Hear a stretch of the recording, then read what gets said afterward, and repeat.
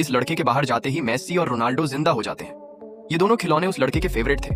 फिर ये दोनों उठकर एक छोटी सी फुटबॉल की तरफ देखते हैं और उस फुटबॉल को किक मारते हैं। वो फुटबॉल पहले एक खड़े हुए खिलौने में लगती है और फिर दूसरे खिलौने के सिर में जाकर लगती है। जैसे ही फुटबॉल लगती है उसका दिमाग हिल जाता है और वो भी फुटबॉल खेलने लग जाता है। ऐसे करते करते सारे खिलौने जिंदा हो जाते हैं और सभी धीरे धीरे फुटबॉल खेलने लगते हैं। जैसे ही मैच शुरू होता है सभी खिलौने उस फुटबॉल के पीछे भागते हैं। उसी साइड पर एक और खिलौना गोल्फ खेल रहा था। सभी खिलौने उसकी गोल्फ की गेंद को भी अपने साथ ले जाते हैं। ये देखकर गोल्फ वाला खिलौना गुस्सा हो जाता है और उनके पीछे भागने लगता है।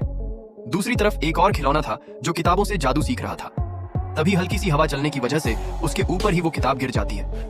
फिर वह उस किताब के नीचे से बाहर निकलता है और कहता है कि मुझे भी फुटबॉल खेलनी चाहिए। अब पूरा खिलौना समाज फुटबॉल का दीवाना हो गया था। तभी उसके पास फुटबॉल आती है। सभी लोग उस फुटबॉल को गोल करने के लिए आ रहे थे, लेकिन उससे पहले फुटबॉल के पास खड़ा खिलौना ही किक मार देता है। फुटबॉल गोल में जाने ही वाली होती है, लेकिन थोड़ी ऊपर चली जाती है और गोल नहीं होता।